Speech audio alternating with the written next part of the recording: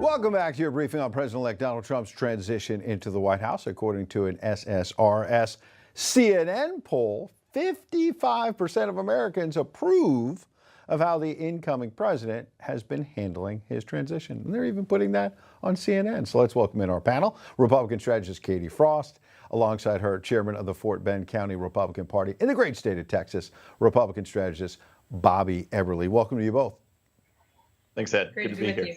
Katie, when they're even saying on CNN that Donald Trump is at historic highs, not just in approval of the transition, but his popularity, he's never been this popular in his political career. After they called him a Nazi, they tried to put him in jail. Pretty remarkable. It is absolutely remarkable. But, President Trump is the ultimate king of the comeback.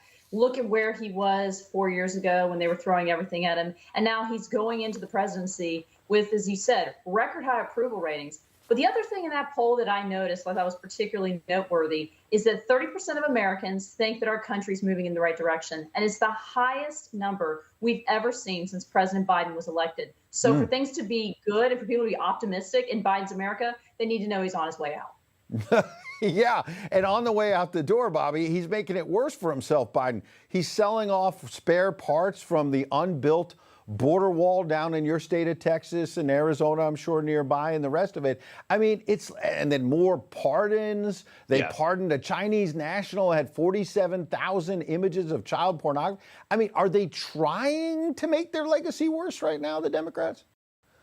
You know, I think it seems like this fire sale, right? We're just gonna burn it all down as we're on the way out, and you don't know what he's gonna do next. I mean, it calls into question, of course, who's actually calling the shots, who's actually making the decisions. But the pardon that you just mentioned and the pardons that will likely be coming have stirred a lot of attention. You know, this is a Biden crime family, a network. And so I wouldn't be surprised if, there's something coming down for his brother. They talked about some January 6th people that might be preemptively pardoned. There's a lot of questions out there that just drive down this whole legacy. They were talking about, protecting his legacy, but it was bad and it's getting worse the farther they go. Yeah, it certainly is.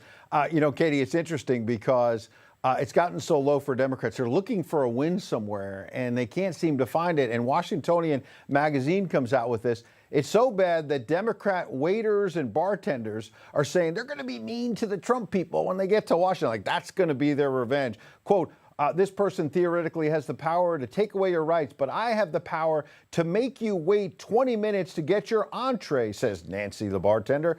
Quote, there's a lot of opportunities for us as workers to feel like we're taking our power back while not necessarily ruining someone's life. Giving them a subtle inconvenience feels like a little bit of a win for us. I mean, talk about desperation. I'm a Southerner, so when we were faced with something like that, we'd say, bless your heart. I mean, really, what more can you say? It's been a very bad season for the Democratic Party. They went too far, and now the American people said, thanks, we don't want any of that. But you know what? If the restaurants in D.C., if they want to make life difficult for Republicans, I'm sure there are plenty of establishments that will want to take Republican business. They'll want to take Republican money. And you watch what will happen. I actually had some friends. I'm a Club for Growth fellow. We were talking about this in our fellowship, said, we'll just create our own dining guide. The Republican-friendly restaurants, and they're going to become the go-to spots, and they'll get all our business. Yeah, the Google reviews are not going to be good for the restaurants that don't want to take the Trump people. You're right. There's a certain democracy to that. And Bobby, it's interesting because to Katie's point, I've seen a lot of people online react to this story by saying, why would you commit economic suicide and say, don't come to our restaurant? Yeah, exactly. But it goes to the heart of the matter of the Democrats trying to figure out not only where they go next, but during this campaign, what do they stand for? Because it clearly wasn't in line with anything the American people are doing. And now they're going to, chop off their nose to spite their face so they can, we're going to just give you bad service and we're going to show you. And it just makes no sense economically or from just people going out. It's hospitality, right? That's what they mentioned in the article. Right. This is the hospitality industry. And it's got to go both ways, Republican or Democrat. Otherwise, they're going to be hurting themselves in a major, major way. Especially since it was Donald Trump, right, who said, I'm going to do no taxes on tips, which would help Democrat, Republican, independent waiters. And I would note that the article also mentions that Republicans tip better than Democrats as well. So they are hurting themselves. Katie, Bobby, thank you.